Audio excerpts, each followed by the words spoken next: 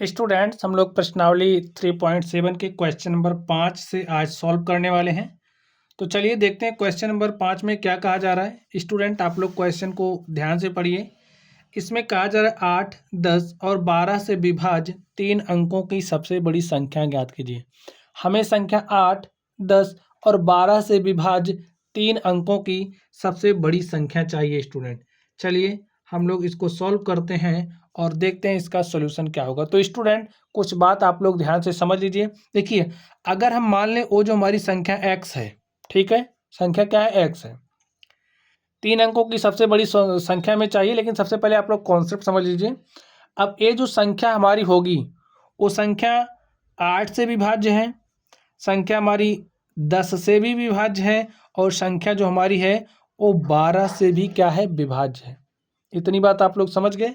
चलिए, संख्या 8 को आप लिख लीजिए, संख्या 10 को आप लिख लीजिए और संख्या 12 को आप लिखिए। स्टूडेंट, ये जो संख्या हमारी 8, 10 और 12 है, इन संख्याओं को अभाज्य संख्याओं के गुणनखंडों के गुणनफल के रूप में व्यक्त कर दीजिए।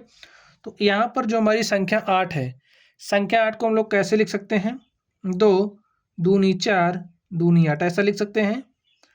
2 पंचे 10। देखिए, जो संख्या इसे हम अभाज्य संख्याओं के गुणनखंडों के गुणनफल के रूप में लिख रहे हैं, तो ये हमारी क्या है, सब अभाज्य संख्या है। 12 को कैसे लिखोगे, 2 दूनी 4 तिया 12। अब हो गई। स्टूडेंट, सबसे पहले हम लोग संख्या 8, 10 और 12 से विभाज्य संख्या ढूंढ लेते हैं, ठीक है। सबसे छोटी संख्या ढूंढ लेते हैं, उस संख्या को ढूंढते हैं जो 8, 10 और 12 से विभाज्य हो। लिखिए, तो वो संख्या क्या होगी, एलसीएम हो जाएगी 8, 10 और 12 का। तो निकालिए एलसीएम ऑफ 8, 10 एंड 12। क्या हो जाएगा स्टूडेंट एलसीएम।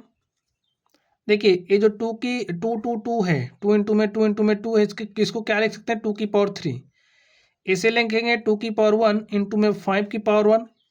इसे लिखेंगे 2 की पावर 2 इंटू में 3। स्टूडेंट, प्रत्येक यहाँ पर जो भी अभाज्य संख्या है उसकी सबसे बड़ी घात का गुणनफल हमारा क्या हो जाएगा, एलसीएम होगा।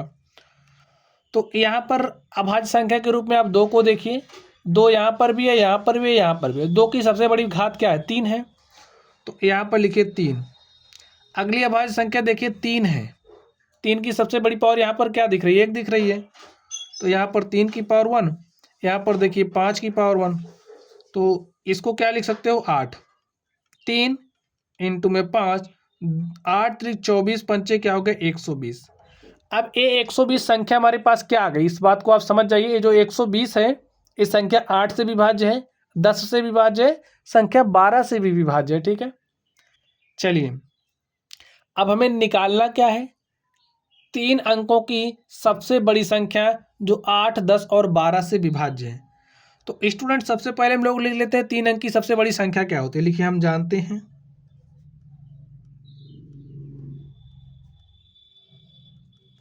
3 अंकों की सबसे बड़ी संख्या, अंकों की सबसे बड़ी संख्या क्या होती है, 999। यही हमारी 3 अंक की सबसे बड़ी संख्या हो गई। अब ये जो संख्या आई है, इस संख्या को आप 120 से भाग दीजिए। चलिए भाग देते हैं। तो ये जो 999 है, इस 999 को आप क्या करेंगे, 120 से भाग देंगे। तो भाग दीजिए, देखिए कितनी बार जाएगा, तीनों अंक में लेकर के जाना पड़ेगा। 12 अट्ठे 96, 8 बार, और 12 नवैया 108, ज़्यादा हो जा रहा है। तो हमें 12 अट्ठे 96 यानी कि 8 बार जाएगा। 8 शून्य शून्य, 8 दूनी 16 के 6 हासिल 1, ठीक है। 8 1 के 8 हासिल 1 9, क्या आ गया, 960। घटा दीजिए, देखिए यहाँ पर 9 आया, 9 में से हमने 6 घटाया 3 आ गया, 9 में से 9 घटाया कितना आ गया, 0। तो आप लोग कुछ देख पा रहे हैं, यहाँ पर जो हमारा शेषफल है वो कितना आ गया, 39। यानी कि अब ये जो शेषफल आया है, इस शेषफल को अगर हम इसमें से घटा दें तो हमें 6, 8, 10 और 12 से विभाज्य 3 अंकों की सबसे बड़ी संख्या मिल जाएगी। अब लिखिए 8, 10 और 12 से विभाज्य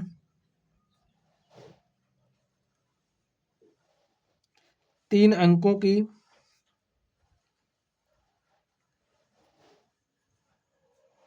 सबसे बड़ी संख्या।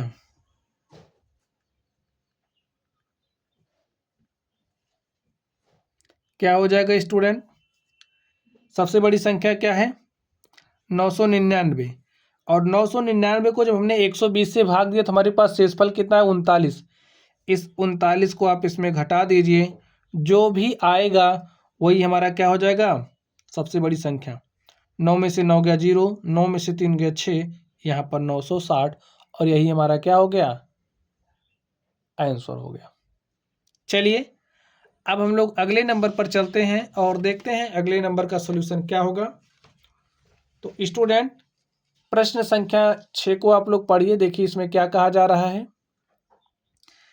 3 विभिन्न चौराहों की ट्रैफिक लाइट क्रमशः 48 सेकंड, 72 सेकंड और 100 सेकंड बाद बदलती है। यानी कि भाई 3 विभिन्न चौराहे हैं जिनकी जो ट्रैफिक वाली लाइट है क्रमशः 48 सेकंड, 72 सेकंड और 108 सेकंड बाद क्या हो रही? बदल रही है। यदि वे एक साथ प्रायः 7 बजे बदलें तो वे पुनः एक साथ कब बदलेंगी? हमें इसका जवाब देना है। तो चलिए हम लोग इसको हल करते हैं और देखते हैं इसका सलूशन क्या होगा। तो क्या दिया गया है? 48, 72, 108। तो स्टूडेंट सबसे पहला काम क्या करेंगे? ये जो संख्याएं हमें दी गई हैं इनको हम लोग अभाज्य संख्याओं के गुणनखंडों के गुणनफल के रूप में व्यक्त कर लेते हैं। 48 को आप कैसे लिखोगे? 2 दूनी 4 और 4 दूनी 8, 8 दूनी 16, 16 तियाँ 48, ऐसे हो जाएगा। इसको कैसे लिखोगे? 2 दूनी 4 दूनी 8 त्रिक 24 तियाँ 72, ऐसे लिख सकते हैं। और इसे आप कैसे लिखोगे? 2 दूनी 4 तियाँ 12 तियाँ 36 तियाँ 108, ऐसे लिख सकते हैं। अगर इस तरीके से ना काट पा रहे हो तो ऐसे लिख के काट के लिख लेना। तो यहाँ पर हमने लिख दिया। अब देखिए हमें बताना क्या है? यदि वह एक साथ प्रातः 7 बजे बदलें तो वे पुनः एक साथ कब बदलेंगे? तो स्टूडेंट सबसे पहला काम यहाँ पर ये जो हमें दिया गया है इसका हम लोग एलसीएम निकालते हैं। ठीक है, तो देख लीजिए क्या हो जाएगा। एलसीएम ऑफ 48, 72, 108, इसका एलसीएम हम लोग निकालते हैं और देखते हैं क्या आएगा। तो सबसे पहला काम क्या करोगे? इसे क्या लिख लेंगे? 2 की पावर 4 इंटू में 3 की पावर 1 है, 2 की पावर कितना है? 3 है, और 3 की पावर 2 है। यहाँ पर 2 की पावर 2 है और 3 की पावर 3 है। तो स्टूडेंट हमारी एलसीएम की डेफिनेशन क्या होती है? जो भी यहाँ पर संख्याएं दी गई हैं प्रत्येक अभाज्य जो संख्याएं हैं, प्रत्येक अभाज्य संख्याओं की जो सबसे बड़ी घात है उनका हम गुणनफल लेंगे। ठीक है, जैसे अभाज्य संख्या देखिए यहाँ पर क्या है? 2 है। 2 की सबसे बड़ी घात क्या है? देखिए 4, 3, 2 में 4 है सबसे बड़ी घात। तो यहाँ पर आप 2 की पावर 4 लिखो, गुणे 3 है अभाज्य संख्या के रूप में। 3 की सबसे बड़ी घात क्या है? 3 है, तो यहाँ पर 3 की पावर 3 लिख लीजिए। 2 दूनी 4 दूनी 8 दूनी 16 हो जाएगा। 3 त्रिक का 9 त्रिक 27 हो गया। ठीक है, 27 को 16 से मल्टीप्लाई करिए। 16 पंचे 80, 16 छक्का 96, 16 सत्ते 112। ठीक है, 112 के दो हासिल 11, 16 दूनी 32 और 32 में हम 11 जोड़ेंगे। ठीक है, कितना हो जाएगा? 43, 432 आ गया। ये क्या है? एलसीएम। अब स्टूडेंट इसको देखिए, यदि वे एक साथ 7 बजे बदलें तो वे पुनः एक साथ कब बदलेंगी? 432 सेकंड बाद। ठीक है, समझ गए? 432 सेकंड बाद वह पुनः फिर बदलेंगे। अगर 7 बजे बदली हैं लाइटें तो अगली बार कब बदलेंगी पुनः एक साथ? 432 सेकंड बाद। लेकिन 432 को हम लोग मिनट में बदल लेते हैं, सेकंड में मिनट में बदलेंगे तो ये जो 432 है इसको 60 से भाग दे देंगे, ठीक है। भाग दीजिए 60 से, देखिए कितनी बार जाएगा। तो 7 बार जाएगा। 60 गुणे 7 करोगे तो 6 सत्ते 42, 420 हो जाएगा। बच कितना, 20 10 30 2 32, यानी कि 7 मिनट 12 सेकंड, ठीक है। अगर एक बार 7 बजे बदली है फिर 432 सेकंड बाद बदलेंगी, यानी कि 7 मिनट 12 सेकंड बाद। तो समय बताना है तो वह पुनः एक साथ कब बदलेंगे, लिखिए। देखिए 7 मिनट 12 सेकंड 7 बजे के बाद, यानी कि 7 मिनट 12 सेकंड बाद लिखिए। वह पुनः सुबह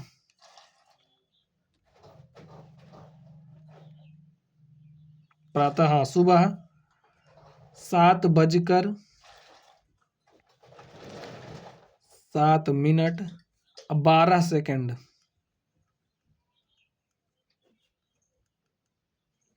बाद बदलेंगी, ठीक स्टूडेंट। बात आप लोग समझ गए होंगे। चलिए कैसे निकाला हमने, यहां से समझ लीजिए फिर से। देखिए सुबह 7 बजे एक साथ बदली थी, उसके बाद 432 सेकंड बाद पुनः बदलेंगी। 432 सेकंड का मतलब 7 मिनट 12 सेकंड बाद। जब 7 बजे बदली है तो अगली बार 7 बजे में आप 7 मिनट 12 सेकंड जोड़ेंगे तो 7 मिनट 12 सेकंड बाद बदलेंगे। समझ गए। चलिए अब हम लोग अगले प्रश्न पर चलते हैं और देखते हैं हमारा अगला प्रश्न क्या है। तो स्टूडेंट्स आप लोग क्वेश्चन नंबर 7 को ध्यान से पढ़िए। इसमें क्या कहा जा रहा है, 3 टैंकरों में क्रमशः 403 लीटर, 434 लीटर और 465 लीटर डीजल है। भाई हमारे पास 3 टैंकर हैं, इस तरीके से समझिए। हमारे क्या है, टैंकर हैं, और इन टैंकरों में क्या है, डीजल है। एक में 403 लीटर है, 434 लीटर है और 465 लीटर डीजल है। उस बर्तन की अधिकतम धारिता ज्ञात कीजिए जो इन तीनों टैंकरों के डीजल को पूरा पूरा माप देगा। यानी कि हमें उस लीटर को बताना है, उस मापक को बताना है जो इसको और इसको पूरी पूरी तरीके से माप दे, ठीक है। चलिए सॉल्व करते हैं। तो क्या दिया है, 403 लीटर का एक टैंक है, दूसरा 434 लीटर का टैंक है, तीसरा हमारा 465 लीटर का टैंक है। तो सबसे पहले क्या करेंगे, इसको हम लोग अभाज्य संख्याओं के गुणनखंडों के गुणनफल के रूप में व्यक्त कर लेंगे। तो 403 है, काट दीजिए, किससे कटेगा, 4 3 7। तो भैया ये तो ना 2 से कटेगा ना 3 से कटेगा, 7 से तय करते हैं। 7 7 7 5 35, 7 से भी नहीं कटेगा। ये 13 से कटेगा, देखिए 13 से, 13 3 39, 1 40, 13 के 13। अब 31 तो आपको पता ही 31 से ही कटेगा, तो इसे क्या लिखेंगे, 13 गुणे में 31, ठीक है। चलिए 434 को देख लेते हैं।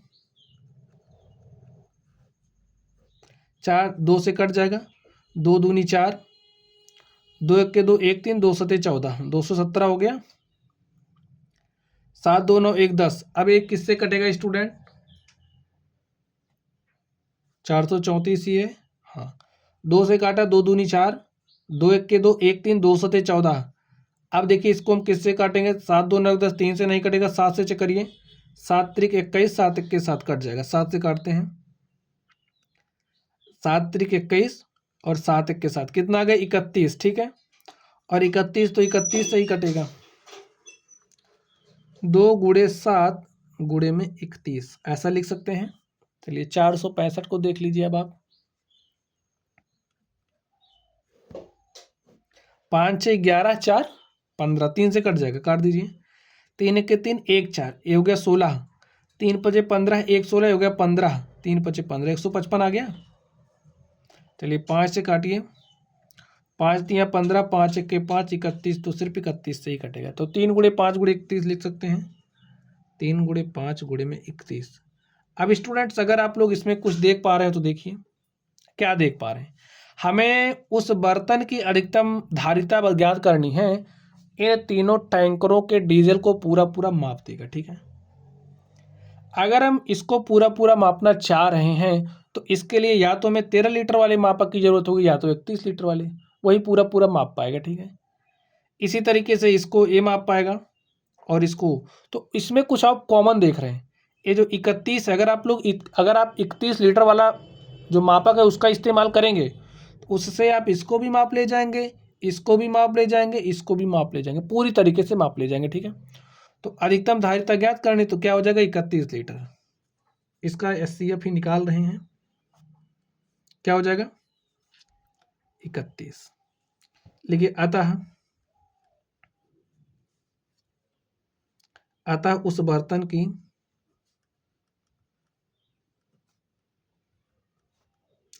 अधिकतम धारिता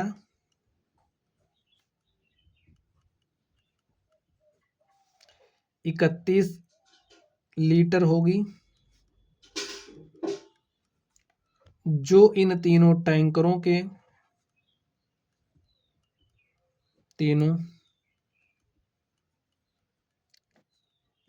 के डीजल को पूरा पूरा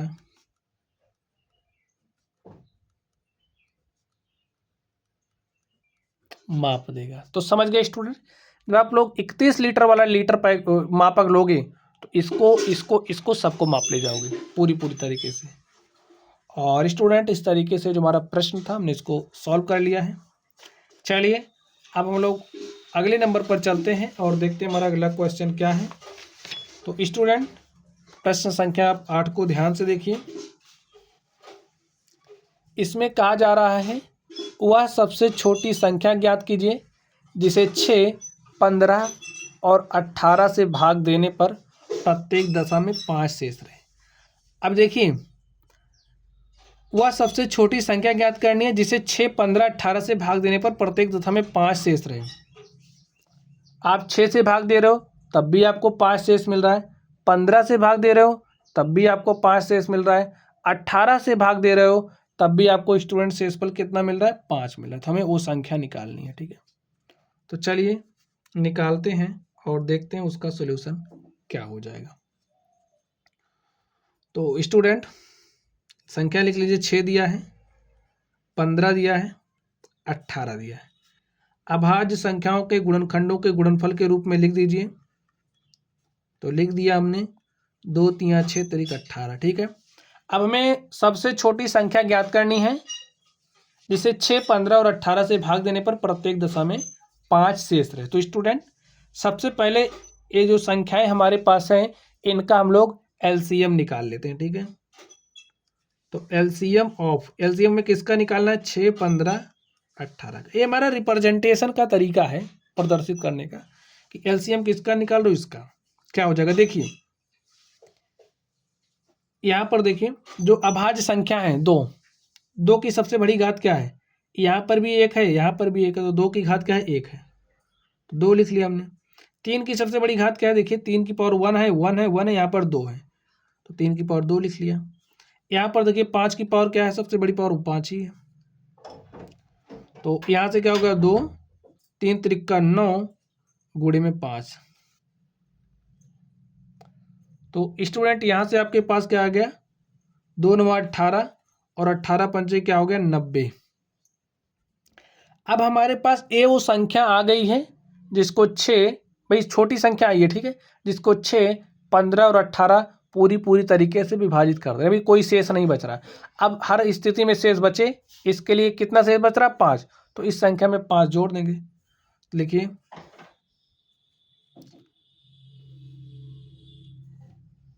अतः वह संख्या क्या हो जाएगी, 90 + 5 बराबर 95। यही हमारा क्या हो गया, आंसर हो गया। अब आप लोग सोचोगे कि भाई कैसे, हम दिखा रहे हैं आपको। देखिए कैसे, आपने 95 लिया, ठीक है, 6 से भाग दिया, देखिए क्या आएगा, 6 के 6 3 9 हो गया 35, 6 पंचे 30, 5 35, 5 क्या बच गया, शेषफल। ठीक है, फिर हमारे पास क्या है, 95 को लिया आपने, 15 से भाग दिया, 15 छक्का 90, 5 शेष बच गया। फिर देखिए, और आपने 95 लिया, 18 से भाग दिया, तो 18 पंचे 90, 5 आपके पास शेष फल बच गए। समझ गए? तो वो संख्या क्या हो जाएगी? 95। चलिए स्टूडेंट, अब हम लोग अगले प्रश्न पर चलते हैं और देखते हैं हमारा अगला प्रश्न क्या है। तो प्रश्न संख्या 9 आप लोगों के सामने, इसको देखिए और इसमें देखिए क्या कहा जा रहा है। 4 अंकों की वह सबसे छोटी संख्या ज्ञात कीजिए जो 18, 24 और 32 से विभाज्य है। अब हमें वो संख्या निकालनी है कि 4 अंकों की वह सबसे छोटी संख्या ज्ञात कीजिए जो 18, 24 और 32 से विभाज्य है। ठीक है, चलिए देखते हैं इसका सॉल्यूशन क्या होगा। तो लिख लीजिए, संख्या क्या दी गई? 18, 24, 32। तो भाई काम करना क्या है? अभाज्य संख्याओं के गुणनखंडों के गुणनफल के रूप में लिख लीजिए। 2 3 6 3 18, 2 दूनी 4 दूनी 8 त्रिक 24, 2 दूनी 4 दूनी 8 दूनी 16 दूनी 32 हो गया। इसे क्या लिखेंगे? 2 की पावर 1 इंटू में 3 की पावर 2, 2 की पावर 3 इंटू में 3 की पावर 1, 2 की पावर देखिए 3 2 5 है, 2 की पावर 5। अब हमें वह छोटी से छोटी संख्या चाहिए जो 18, 24 और 32 से विभाज्य है। ठीक है, लिखिए। तो वह संख्या हमारी क्या हो जाएगी? इसका जो एलसीएम होगा वही हमारी वो संख्या हो जाएगी। लिख लीजिए एलसीएम ऑफ 18, 24, 32 क्या हो जाएगा? अब प्रत्येक जो भी अभाज्य संख्या है उसकी सबसे बड़ी घात का गुणनफल, तो अभाज्य संख्या के रूप में हमने 2 लिया, 2 की सबसे बड़ी घात क्या है? 5 है। अभाज्य संख्या के रूप में हमने 3 लिया, 3 की सबसे बड़ी घात क्या है? देखिए 2 है। 2 दूनी 4 दूनी 8 दूनी 16 दूनी 32 हो गया। 3 की घात 2, 3 त्रिक 9। और देखिए क्या आ जाएगा? 9 दूनी 18 के 8 हासिल 1, और 9 दूनी 18 के 8 हासिल 1, 9 त्रिक 27 1 28।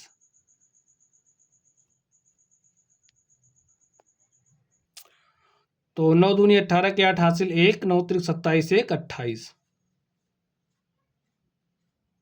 क्या आ गया? 288। तो स्टूडेंट आप यहाँ पर कुछ देख रहे हैं, मैं 4 अंकों की सबसे छोटी संख्या चाहिए। तो यहाँ पर हमने क्या निकाला है? अभी संख्या के पास हम नहीं पहुँचे, अभी हमने क्या निकाला है? 18, 24 और 32 से विभाज्य होने वाली जो सबसे छोटी संख्या हमारी क्या है? 288 है। और आपको पता होना चाहिए क्या कि अगर हम बात करें हमें 4 अंक की सबसे छोटी संख्या चाहिए तो क्या हो जाएगी बताइए? 1 लिखते हैं और ऐसे ऐसे 0 लिख देते हैं। तो देखिए 1 2 3 4 अंक की सबसे छोटी संख्या हमारे पास आ गई। अब हमें इसके पास पहुंचना है, कैसे पहुंचेंगे? देखिए, या तो आप लोग इसके मल्टीपल्स निकाल लो। मल्टीपल्स जैसे 288 को 1 से मल्टीप्लाई करोगे तो आपके पास 288 ही आएगा। 288 को आपने 2 से मल्टीप्लाई किया, देखिए क्या आएगा? 2 अठे 16 के 6 हासिल 1, 2 अठे 16 17 के 7 हासिल 1, 2 दूनी 4 1 5, इतना आया। अभी हम 3 अंक में ही चल रहे हैं। चलिए 288 को हमने 3 से मल्टीप्लाई किया, 3 अठे 24 के 4 हासिल 1 हासिल 2, 3 अठे 24 2 26 के 6 हासिल 2, 3 दूनी 6 हासिल 2 8। देखिए जब हमने इसका अगला मल्टीपल निकाला तो हमारे पास 864 आया, यानी कि गुणज निकाल रहे हैं 864। अभी भी ये क्या है? छोटी है। तो हमें 4 अंक में चाहिए, तो 4 अंक में जाने के लिए इसका एक मल्टीपल और निकालिए। 288 गुणे में 4 करेंगे, देखिए क्या आएगा? 4 अठे 32 के 2 हासिल 3, 4 अठे 32 हासिल 3, 35 के 5 हासिल 3, 4 दूनी 8 3 11। देखिए अब हम 4 अंक में आ गए हैं। कुछ समझ रहे हो? हमने 18, 24 और 32 से विभाजित सबसे छोटी संख्या निकाली और हमने इसके जब मल्टीपल्स निकाले, हमें 4 अंक की सबसे छोटी संख्या चाहिए। तो ये जो 1152 है अगर आप इससे आगे जाओगे 288 को 5 से मल्टीप्लाई करोगे तो आपको इससे आगे वाली संख्या मिल जाएगी। वो तो बड़ी हो जा रही है, हमें 4 अंक की सबसे छोटी चाहिए, तो 4 अंक की सबसे छोटी संख्या यही है जो 18, 24 और 32 से विभाज्य है। लिखिए 18, 24 और 32 से विभाज्य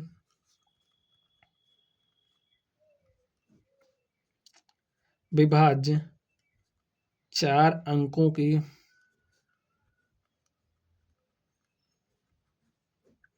सबसे छोटी संख्या क्या है? 288 का हमने मल्टीपल निकाला तो हमारे पास आ गया 1152। यही हमारा स्टूडेंट आंसर हो गया। या फिर आप लोग कुछ दूसरे तरीके से निकाल सकते थे। जैसे आपको पता है कि ये जो हमारी संख्या है 1000, ये 4 अंक की सबसे छोटी संख्या है, ठीक है। अगर आप इसको 288 से भाग दें, चलिए हम भाग दे करके दिखाते हैं, यही काम करना पड़ेगा। जैसे 1000 है, 1000 को आपने 288 से भाग दिया। अब भाग कितनी बार जा रहा है? देखिए इससे ज़्यादा नहीं होना चाहिए, कम हो सकता है, ठीक है, इसके बराबर भी हो सकता है। तो अगर हम 3 बार लेकर के जाएं तो हमें क्या मिलेगा? देख क्या मिलेगा? 864 मिलेगा। और 10 में से 4 घटाएं कितना हो जाएगा? 6। 9 में से 6 घटाया 3। और यहाँ पर देखिए क्या हो जाएगा? 10 में से 4 गया 6, 9 में से 6 घटाया 3 और यहाँ पर 9 में से 8 गया 1। हमारे पास क्या आ गया? 136। तो शेषफल कितना बचा स्टूडेंट? 136। अब हमें संख्या चाहिए 4 अंकों की जो 18, 24 और 32 से विभाज्य है। तो इसमें क्या करेंगे? इसके लिए ध्यान से देखिए। अब ये जो शेषफल है, शेषफल को इसमें से घटा देंगे, ठीक है। तो एक इसमें क्या जोड़ेंगे? 288 माइनस 136 जो आएगा आप इसमें जोड़ना। देखिए 288 में से 136 घटाओगे तो आपको क्या मिलेगा? 152। तो 1000 में 152 जोड़ोगे तो 1152 आ गया ना। जो भी प्रोसेस आपको आसान लगे उस मेथड से सॉल्व कर लेना है, ठीक है। और इस तरीके से आप देख सकते हैं ये जो हमारा क्वेश्चन नंबर 9 था हमने इसको सॉल्व कर लिया है। चलिए अब हम लोग अगले प्रश्न पर चलते हैं और देखते हैं हमारा अगला प्रश्न क्या है। तो स्टूडेंट क्वेश्चन नंबर 10 को आप लोग ध्यान से देखिए। इसमें क्या कहा जा रहा है? निम्नलिखित संख्याओं का लासा ज्ञात कीजिए जिनमें एक संख्या सदैव 3 का एक गुणज है। हमें 2 संख्याएं दी गई हैं, हमें इनका लासा निकालना है। और कहा जा रहा है जिनमें एक संख्या क्या है? 3 का एक गुणज है। तो चलिए लासा निकालते हैं और देखिए आगे क्या कहा जा रहा है। प्राप्त लासा में एक समान गुण का अवलेखन कीजिए। क्या लासा प्रत्येक स्थिति में दोनों संख्याओं का गुणनफल है? क्या हम यह निष्कर्ष निकाल सकते हैं कि 2 संख्याओं का लासा 3 का एक गुणज है? चलिए हल करते हैं। एक को ध्यान से देखिए, 9 और 4 का हमें लासा निकालना है। तो 9 को क्या लिख सकते हैं? 3 गुणे 2, 3 गुणे 3। और 4 को क्या लिख सकते हैं? 2 गुणे 2। लासा निकालने का हमारा रूल क्या है? प्रत्येक अभाज्य गुणनखंड की सबसे बड़ी घात का गुणनफल। तो प्रत्येक अभाज्य संख्या यहाँ पर 2 है, 2 की सबसे बड़ी घात तो 2 ही है। तो 2 की पावर 2 इंटू में 3 की पावर 3, 2 दूनी 4, 3 त्रिक्का 9, 4 9 36। और अगर आप 9 गुणे 4 करोगे तब भी 36 ही आ रहा है, ठीक है। इसी तरीके से इसका निकालिए 12 5 का। तो 12 को क्या लिखोगे? 2 दूनी 4, 3 12 5, ठीक है। तो इसको क्या लिख सकते हैं? 2 की पावर 2 इंटू में 3 की पावर 1, 5 की पावर 1। एलसीएम क्या हो जाएगा? तो देखिए 2 की पावर 2, 3 की पावर 1 गुणे में 5 की पावर 1, 2 दूनी 4, 3 12 पंचे 60, यही एलसीएम हो गया। चलिए सी वाले का निकालते हैं, 6 और 5 का। तो 6 को क्या लिखोगे? 2 गुणे 3। 5 को क्या लिखोगे? 5, 2 की पावर 1 इंटू में 3 की पावर 1, यहाँ पर 5 की पावर 1। तो एलसीएम हमारा क्या होता है?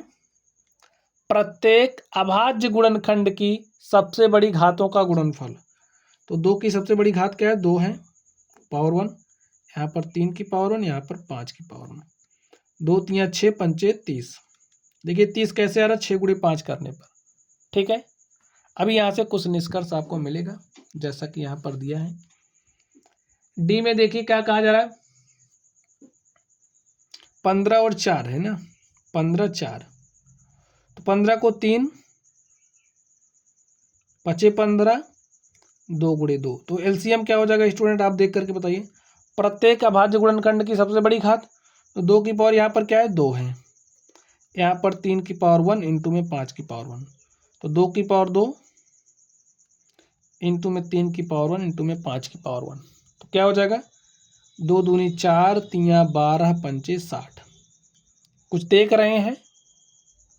15 और 4 का गुणनफल। अब देखिए क्या कहा जा रहा है? प्राप्त लासा में एक सामान्य गुण का अवलोकन कीजिए। क्या लासा प्रत्येक स्थिति में दोनों संख्याओं का गुणनफल है?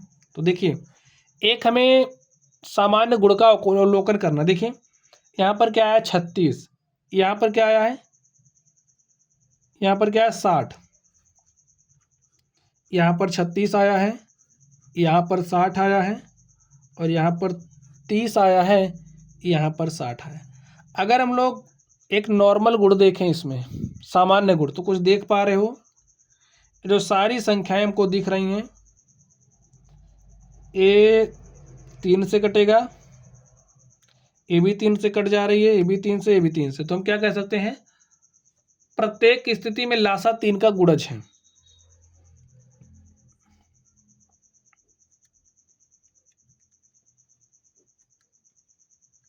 स्थिति में लासा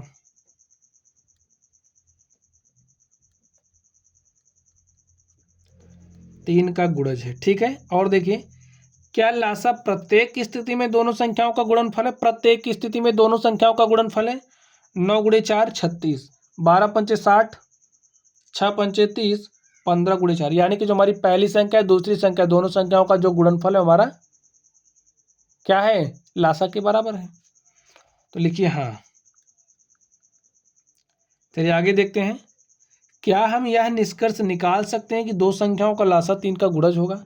आप इसको कह सकते हो कि क्या दो संख्याओं का जो गुणनफल होगा, दो संख्याओं का लासा होगा, हमेशा 3 का गुणज होगा?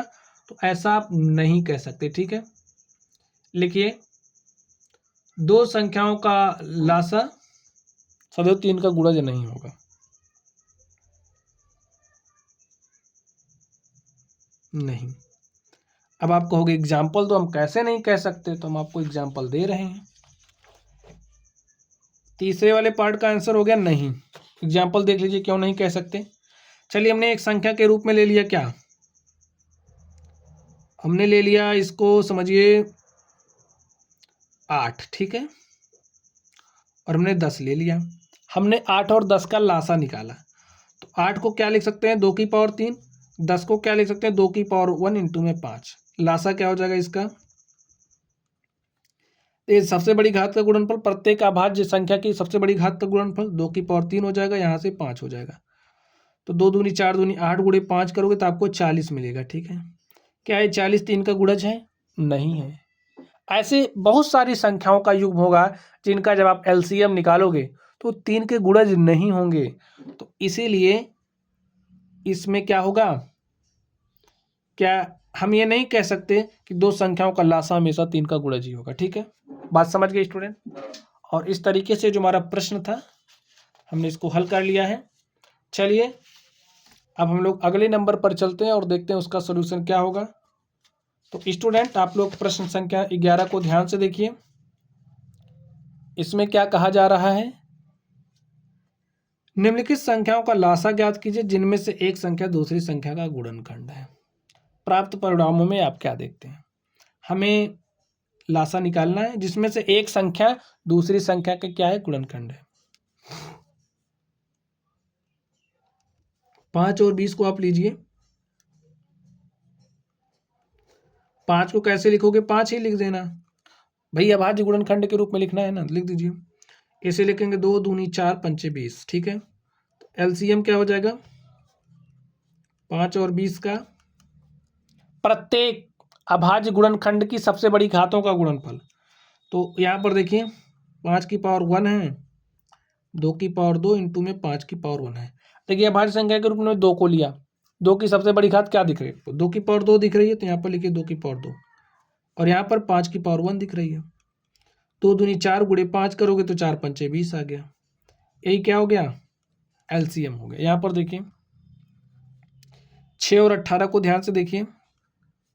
6 को क्या लिखोगे? 2 गुणे 3। 18 को आप क्या लिखेंगे? 2 3 6 3 18, 2 की पावर 1 इंटू में 3 की पावर 1, 2 की पावर 1 इंटू में 3 की पावर 2, ऐसा तो लिख ही सकते हैं। अब ध्यान से देखिए एलसीएम क्या हो जाएगा? प्रत्येक अभाज्य जो संख्या है इनकी सबसे बड़ी घात का गुणनफल लेना है। तो 2 की सबसे बड़ी घात क्या है? 2 की पावर 1 है। 3 की सबसे बड़ी घात क्या है? 3 की पावर 2। तो 2 गुणे 3 त्रिका 9, 18, यही क्या हो गया? एलसीएम हो गया। चलिए इस पर चलते हैं और देखते हैं इसका नंबर इसमें क्या होगा। 12 48 सी में 12 है, 48 है, इसका क्या निकालना है? एलसीएम। तो लिखिए 2 दूनी 4 3 12, 2 दूनी 4 3 12, 12 दूनी 24 दूनी 48, ठीक है, ऐसे हो गया। क्या लिखेंगे? 2 की पावर 2 इंटू में 3 की पावर 1, 2 की पावर देखिए 4 हो जाएगा। 2 दूनी 4 दूनी 8 दूनी 16 3 48, 3 की पावर 1। तो एलसीएम क्या हो जाएगा बताइए? प्रत्येक अभाज्य जो संख्या है उसकी सबसे बड़ी घात का गुणनफल। तो अभाज्य संख्या के रूप में 2 लिया, 2 की सबसे बड़ी घात क्या है? 4 है। तो 2 की पावर 4 इंटू में 3 की पावर 1, 16 गुणे में 3 क्या हो जाएगा? 48। चलिए यहाँ पर देखिए डी में 9 और 45 दिया है। देखिए 3 गुणे 3 लिख सकते हैं, और इसे क्या लिखेंगे? 3 त्रिक 9 पचे 45। एलसीएम क्या हो जाएगा? अब तो आप देख के ही बता सकते हो। देखिए 3 की पावर 2 इंटू में 5, 3 त्रिक 9 गुणे 5 बराबर 45, यही क्या हो गया? आंसर। प्राप्त परिणामों में आप क्या देखते हैं? अब स्टूडेंट आप लोग सोच करके बताइए। यहाँ पर आप लोग कुछ देख पा रहे हैं? प्रत्येक स्थिति में दी हुई संख्या का लासा इन दोनों में जो बड़ी संख्या है वही है। समझ गए? जैसे 5 और 20 में कौन बड़ी है? 20, तो वो क्या हो गई? लासा। देख सकते हैं 5 और 20 का लासा 20 आया। 6 और 18 में बड़ी कौन है? 18, तो लासा 18 हो गया। 12 48 में बड़ी कौन है? 48, तो लासा 48 हो गया। इसी तरीके से यहाँ पर लासा 45 हो गया। लिख दीजिए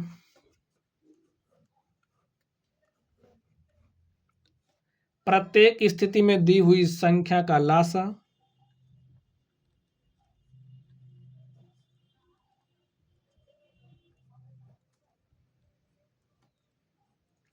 दी हुई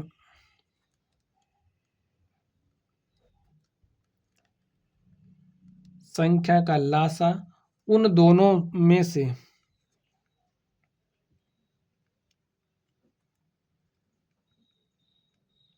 सबसे बड़ी संख्या है।